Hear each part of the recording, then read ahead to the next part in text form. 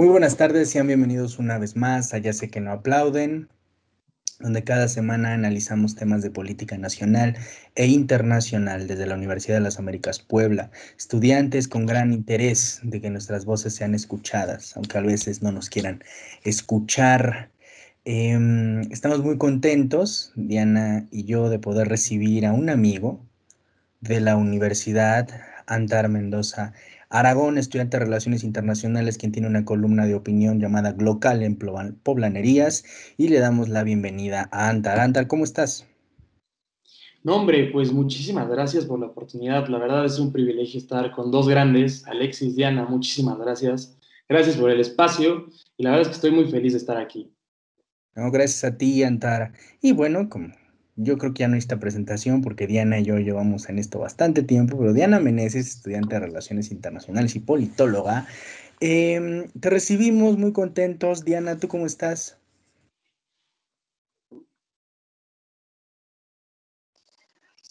Hola Alexis, hola Antar, muy contenta de estar aquí, de verdad, como siempre, en cada ocasión, muy entusiasmada porque estos temas importan e importa mucho escuchar diferentes opiniones. Entonces, pues nada, empezar a discutir esto de las energías, que de repente ya no hay luz, pero también sí tenemos nieve, mucho que celebrar o quizá también mucho que lamentar. Entonces, pues quédense con nosotros, va a estar muy interesante todo este tema. Así es, ya lo alertó Diana. Vamos a hablar sobre los cortes de electricidad. Vamos a hablar sobre lo que pasó la semana pasada. Y bueno, resulta que México vivió cortes en la electricidad debido a dos razones, a la tormenta invernal en Texas y al aumento del precio del gas natural. El 15 de febrero hubo un gran apagón en el norte del país, esto que hizo que el SENACE, que es la organización nacional que nos estuvo notificando de esto, que llamó a que se redujera el gasto de electricidad y que podría haber cortes intermitentes de las 6 a las 11 en el país, lo cual mucha gente entendió como no va a haber luz de 6 a 11. Y evidentemente mucha gente quedó decepcionada porque sí tuvo luz, pero sí existieron los cortes.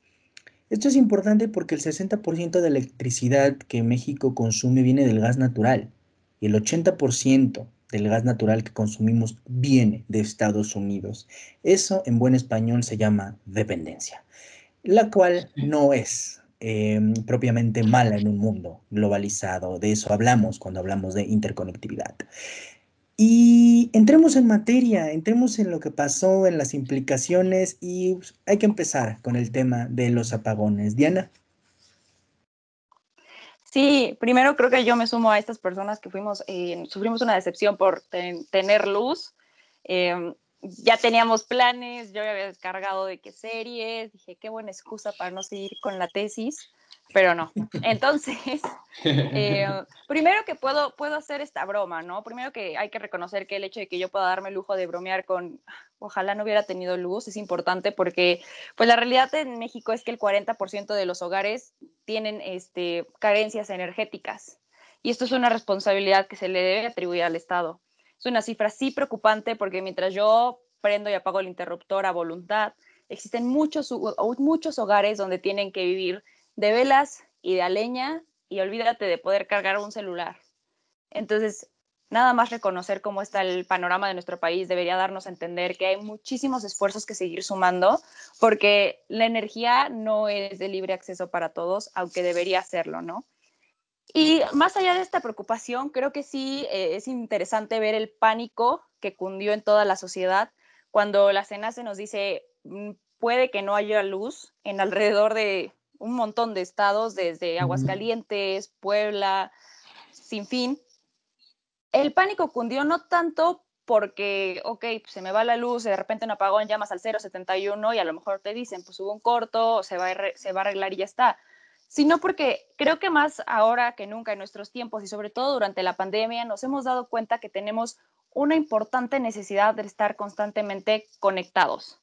El celular, el iPad, la laptop, mil enchufes al mismo tiempo funcionando, porque es nuestra realidad ahora y desde hace tiempo y con mayor fuerza en estos momentos pandémicos, ¿no? Es impensable un mundo sin internet, impensable un mundo sin tener luz, Entonces, creo que ahí es donde hay que tener muchísima atención. También pensando en que la razón por la que dejamos de tener esta electricidad fue porque Texas dejó de exportarnos ese gas. Los gasoductos se congelaron. Entonces ya no podíamos tener acceso a esto y es cuando te preocupas, dices, y esta dependencia nos genera un problemón.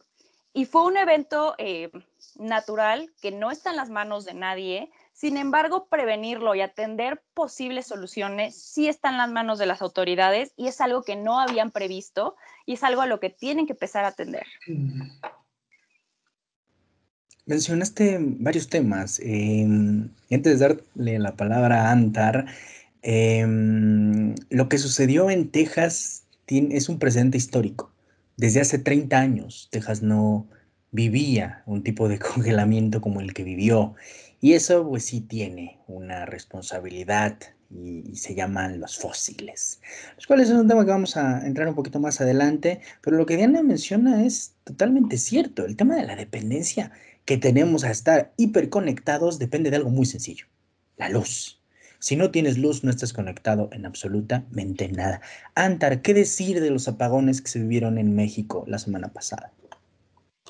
Pues mira, la verdad, Alexis, yo me sentí como, no sé, en un cuento de terror.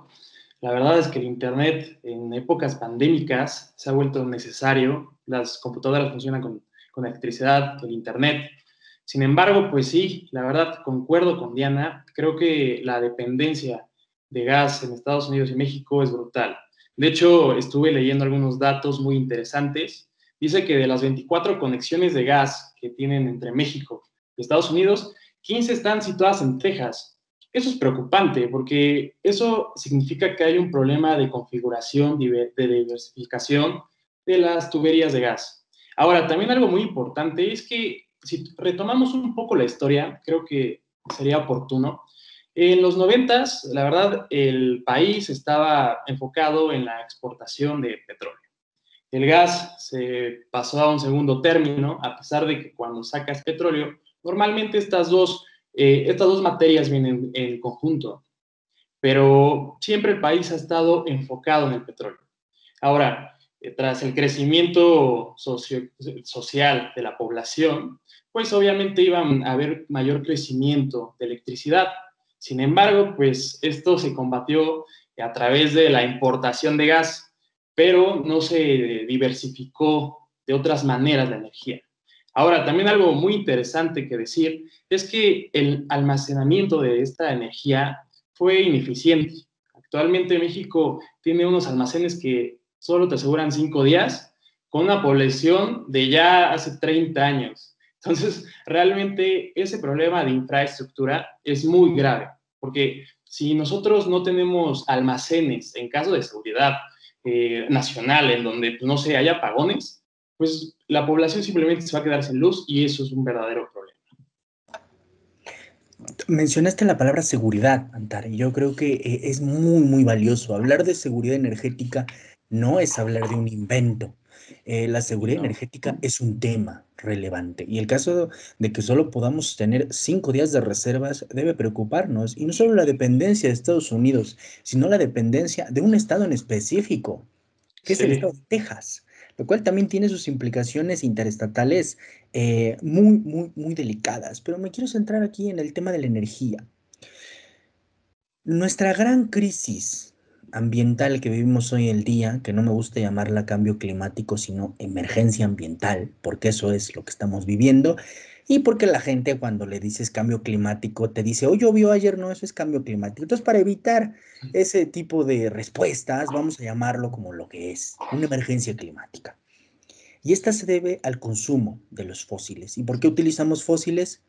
Para tener energía. ¿Cuáles son las alternativas? ¿Qué debe hacer ya no solo México? Lo abriré aquí más extenso en términos de industria, en términos de países y a nivel internacional, para suplantar esta dependencia energética de los fósiles, y también hablar de buscar una independencia también del gas natural de otros países. O sea, ¿qué alternativas de energías limpias, qué alternativa de energía debemos buscar? Diana. sin mucho miedo, pero sí consciente de que voy a sonar como muy, muy de izquierda, boicotear las industrias y más que nada al sistema capitalista. Esta sobreexplotación de los recursos, esta normalización de creer que como seres humanos tenemos superioridad sobre otras especies y sobre otros recursos que son finitos, es lo que nos ha llevado a este punto de no retorno. Y es donde tenemos que, pues sí, detenernos a reflexionar. A ver, aquí en este espacio jamás desmeritamos los esfuerzos individuales. Si eres vegano, si reciclas tu basura, sí, qué bueno, pero no basta. Lastimosamente, no es suficiente. Y prestar atención a que el deterioro de nuestros ecosistemas, de nuestro medio ambiente, del planeta en general, no es responsabilidad de un par de personas o unas 3 familias, es responsabilidad de verdad corporativos gigantes, es donde tendríamos que prestar atención qué se le está exigiendo a estos corporativos e industrias para que pongan un alto, frenen o contrarresten su daño al planeta. Cosas que lamentablemente no suceden. No suceden porque habrá 1000 reglas, 1000 normas. El dinero lo puede todo y aquí pues el que puede pagar es impune al final de cuentas.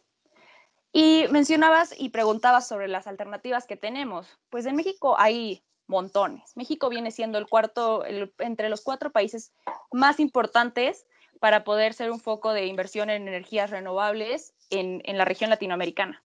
Porque México tiene el potencial, México puede. No hay suficiente voluntad política para apostar por estas alternativas como son las solares o la eólica, por decir solamente un par. Pero el territorio y la riqueza y biodiversidad de nuestro país lo permitiría de una manera excelente.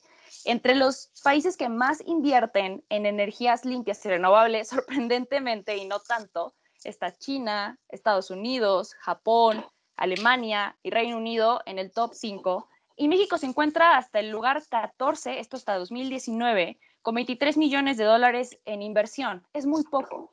Aun cuando México tiene metas muy, muy grandes. Existen múltiples acuerdos, entre ellos destaca el Acuerdo de París, que comprometen a México que para el 2024 tendría que tener un 35% de sus energías exclusivamente limpias. Una realidad que Rocío Nale le encantó decir en sus últimas comparecencias va a ser posible. Pero esto lo tendríamos que estar viendo al final del sexenio de Andrés Manuel López Obrador, un presidente que sigue apostando por energías fósiles. Lejos de ser una realidad, lejísimos. Y esto está muy mal, porque no basta con elegir buenas personas que tengan buenos propósitos, llegando al poder, llegando a donde se toman las verdaderas decisiones, sumen los esfuerzos por sí cumplir con esto. De nada sirve haber firmado papelito tras papelito, porque acuerdos ecológicos tenemos montones, si no se toman las verdaderas decisiones para pues, mudarnos hacia energías que sí sean limpias, que sean amables con el medio ambiente. Me encantó, me mencionaste muchísimos temas, estoy tratando de articularlos. Primero, bueno, mencionaste el consumo de la carne, el vegetarianos, veganismo y solo para el público haré la aclaración. El cambio climático sucede por los gases de efecto invernadero. El primero de estos es el dióxido de carbono que viene de los fósiles prácticamente, petróleo. El segundo es el metano y el metano viene de la industria de la carne. Entonces, para reducir los gases de efecto invernadero, que es lo que está causando el calentamiento global, lo cual, voy a hacer aquí otra aclaración, genera cambios climáticos. Me vas a decir, no, ¿por qué nieva en Texas si el planeta se está calentando? A ver, el planeta se está calentando y esto genera que cosas que antes no pasaban en ciertos lugares hoy pasen. ¿Por qué? Porque el mismo planeta se está intentando regular a esa temperatura. Entonces, solo dejo la aclaración ahí porque la industria de la carne también tiene sus implicaciones en el calentamiento global con el tema del metano, que yo lo único que le digo a mis amigos veganos y vegetarianos es que pues no están salvando el planeta, están salvando una vaca, lo cual también tiene sus méritos, pero no es el tema que concierne en este momento. Entonces, hablas del boicot corporativo y es cierto, ¿cómo pelear contra estos monstruos corporativos de la industria petrolera, por ejemplo? Bueno, algún capitalista te diría con otros monstruos corporativos, ¿no? Nada más que en vez de eso, hoy serían las compañías de la India que crean paneles solares, ¿no? Entonces, el tema está ahí, Antar, vuelvo contigo y la pregunta original, ¿cuáles son las alternativas, las medidas que se deben tomar para encontrar y buscar nuevas energías? Perfecto, pues bueno, yo la verdad considero que realmente esto es esto va a ser solucionado a un mediano plazo o hasta largo plazo. Yo la verdad me sentí muy bien al que un país líder como Estados Unidos vuelva a reincorporarse a los compromisos del Tratado de París para neutralizar el carbono en 2050. Pero yo aquí, la verdad, tengo una pregunta. ¿Tendremos tanto tiempo? No lo sé. No lo sé. La verdad es que he escuchado personas como Bill Gates, que se ha hecho últimamente muy famoso por atinarle a los efectos. Y la verdad es que dice que nosotros, la humanidad, tendríamos que estar en este compromiso antes del 2050, debido a que si no va a haber una catástrofe 10 veces mayor que el COVID. Y no sé ustedes, pero yo la verdad el COVID, yo ya la veo como la primera llamada de algo que podría venir más fuerte. Ahora bien, yo la verdad concuerdo con mi compañera Diana, creo que vamos en sentido contrario. O sea, es como si nosotros vamos a una autopista y todos los coches eléctricos nos pasan a un lado, ¿sabes? Realmente nosotros estamos apostándole a una energía que ya es cara, es súper contaminante y que hasta en el medio internacional ya no tiene un valor. Entonces, yo, volviendo a la pregunta, yo propondría que volviéramos a invertir más en los hidroeléctricos y en los eólicos, debido a que el país hace unos años se hizo un compromiso que se estaba forzando a que se implementaran inversiones en estos dos sectores. Es un poco controversial ese pacto. Sin embargo, creo que lo rescatable es que se estaba invirtiendo en estas dos opciones y realmente apostarle a esto, porque creo yo que esto es como un cambio gradual. No podemos implementar algo muy grande. Creo que estos cambios son graduales porque también hay que cambiar la mentalidad. A veces el petróleo es visto como no sé, el gran solucionador de todo. Sin embargo, hemos visto que las energías renovables en Europa, por ejemplo, en donde vemos climas muy extremosos, muy bajos, funcionan a la perfección. Entonces creo que estas dos alternativas podrían ser muy beneficiosas para el país. Me, me gusta que hayas mencionado el nombre de un individuo que es Bill Gates. Bill Gates no es ningún santo, es un millonario. Y de ahí voy a partir hacia adelante. Gates tenía un fuerte programa de energía nuclear, un programa que al final fue detenido y cancelado después de los desastres y, no voy a decir lo trágico que fue el suceso en Japón en 2011 de Fukushima. Por muy mala prensa que la energía nuclear ha tenido a lo largo de la historia, Gates estaba arriesgando a decir, aquí hay una alternativa. Y lo voy a decir otra vez, Gates no es un santo, es un millonario. Estoy convencido de que no piensa en salvar el planeta. Bueno, tal vez porque quiere seguir siendo rico, pero está pensando en esta alternativa porque en el tema de la energía está el dinero. Y voy a hablar aquí de la energía nuclear, como ya Diana lo demostró, aquí nos gusta ser muy incendiarios. Entonces, la energía nuclear es una alternativa, lo voy a decir con todas sus letras. En 2016, dos ingenieras, Heather Horf y Christine Sain, fundaron Mothers of Nuclear, que sería Madres de lo Nuclear. Ellas trabajaron en Diablo Canyon, que es una empresa de energía nuclear en el norte de California, la cual dota prácticamente del 20% de toda la energía que se consume en California. Ellas fundaron esta organización sin fines de lucro para demostrar que la energía nuclear es una verdadera alternativa, una alternativa segura y es la energía más limpia de todas y que no depende de prácticamente de que haya sol como la energía solar o de que exista el aire, la cual es la energía eólica. Entonces, las corporaciones nucleares y en general la energía nuclear se ha enfrentado contra los problemas de la mala prensa y por buenas razones.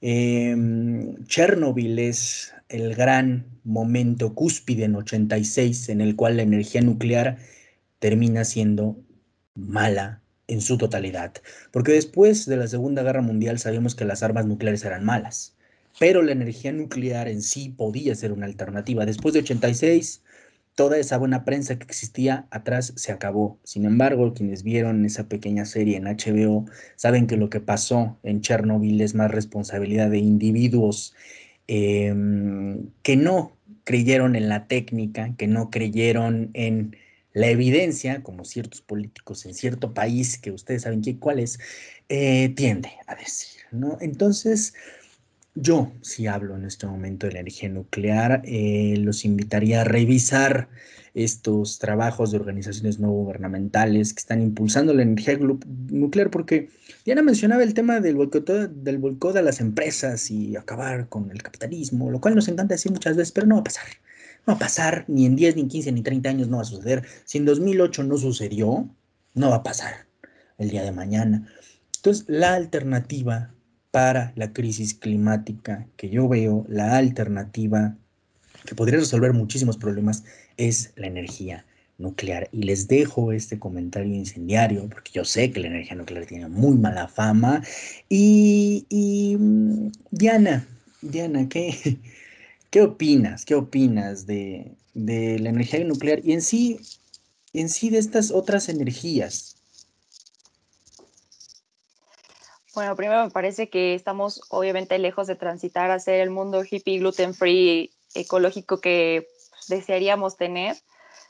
Eso es una realidad, pero me parece interesante conocer que al menos tenemos alternativas. Absurdo que conociéndolas y a conciencia de que pues, te darás el dinero del mundo, pero si no hay planeta de nada servirá acumularlo en una cuenta, no se tomen las decisiones necesarias para transitar a estas energías diferentes, ¿no?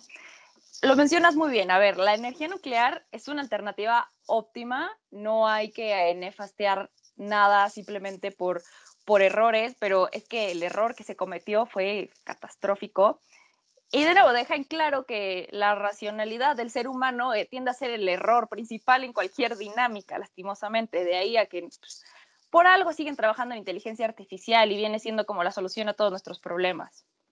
Es una alternativa muy interesante. Hay que entender que tampoco todos los estados están en vías de poder costear lo que significa la energía nuclear. Y desde ahí también partimos desde un suelo que no está parejo, como en todo en lo que funciona en este mundo. Un suelo que no es parejo. Y claramente generaríamos dependencias, claramente generaríamos otra vez vínculos que quizá no sean tan prósperos, pero sí es importante reconocer que pues no estamos estancados porque no existan otras vías diferentes a tomar. Estamos estancados porque así lo han decidido los gobiernos.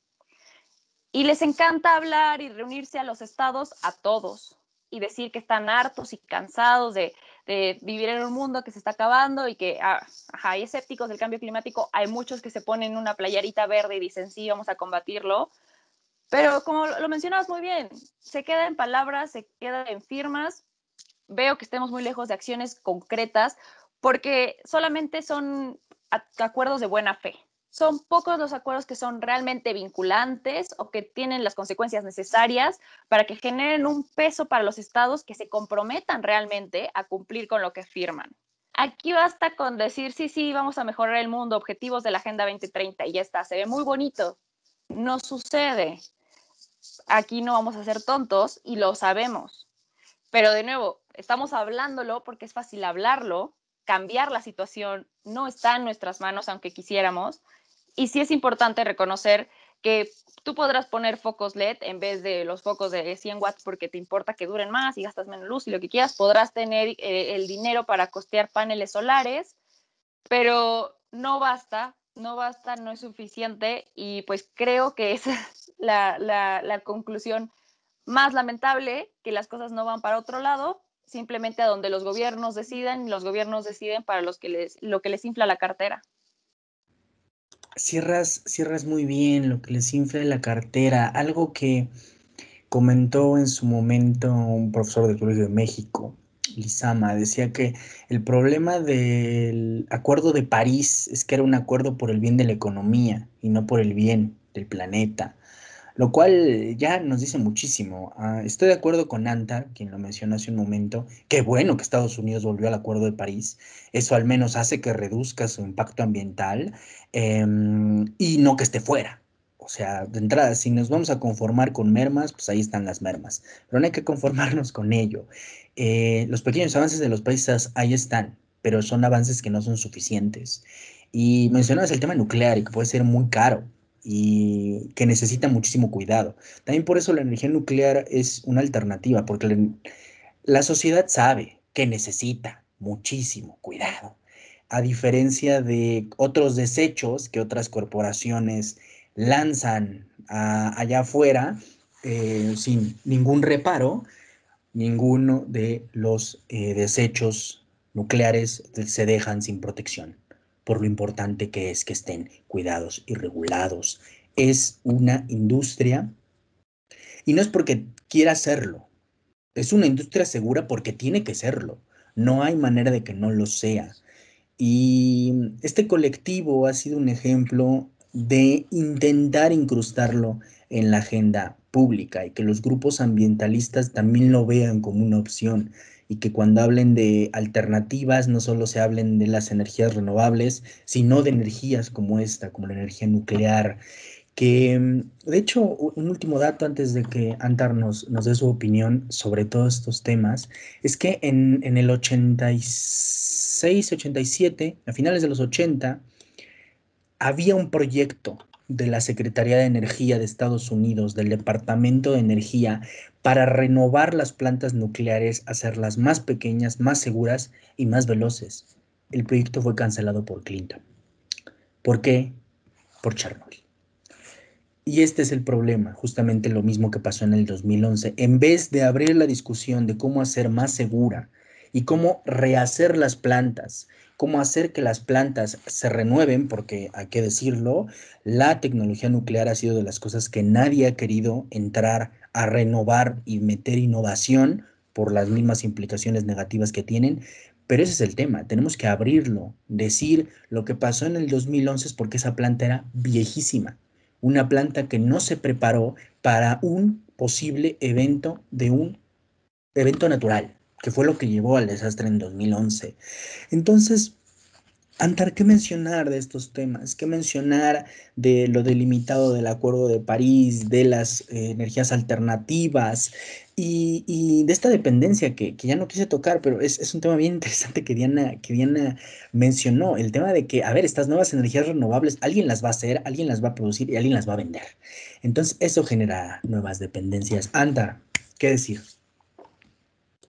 Pues muy bien, yo creo que la verdad este es un tema muy espinoso, sobre todo con el actual gobierno, debido a que, no sé, yo a veces pienso que nuestro presidente aún vive en los años del milagro petrolero, todo esto.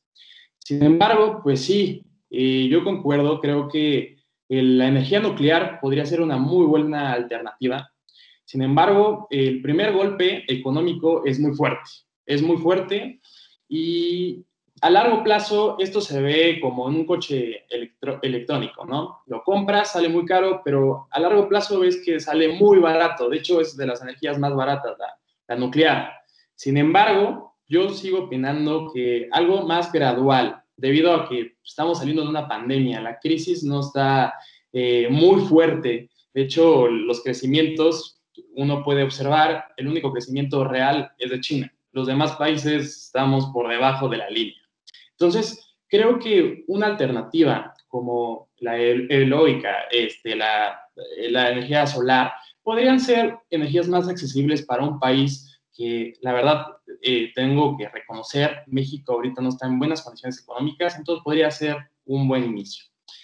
Ahora, también es muy bueno lo que menciona uno, porque a veces se deja llevar por las noticias, ¿no? Los titulares. La energía nuclear siempre se ha visto como, no sé, el terror, pero es claro que, como dice mi querido Alexis, en Fukushima, la verdad, la industria estaba muy antigua. Un terremoto no la aguantó, y esto es algo que también tendría que ser tomado en cuenta si es que en los próximos sexenios quieren poner una planta de energía nuclear, debido a que en México sufrimos de muchos terremotos. Entonces eso va a ser claramente un objetivo a ser superado.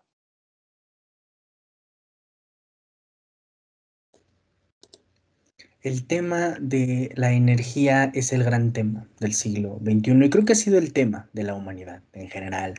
Incluso la inteligencia artificial que ya hemos mencionado muchas veces y hemos platicado muy fuerte con Diana, uno de los grandes aspectos es que ahí los robots dependen de la energía, ¿eh? Y mientras nosotros tengamos el poder del switch, todo está bien, ¿no? Cuando lo perdamos, no sé qué nos vaya a pasar, Matrix o algo así. Sin embargo, volviendo al tema de la energía y ya cerrando este capítulo que me ha gustado mucho, es que la emergencia climática necesita de acciones. Y por ahí hay una frase que mis compañeros han escuchado mucho y se repite, porque es una realidad, debes pensar global y actuar local, no hay de otra manera. Y la única manera de actuar local es empujando y buscando programas que busquen y tengan como referente la energía renovable, dejar atrás los fósiles, piensen en sus legisladores, municipios, gobernadores, que vean esto como una alternativa y que lo busquen como una alternativa.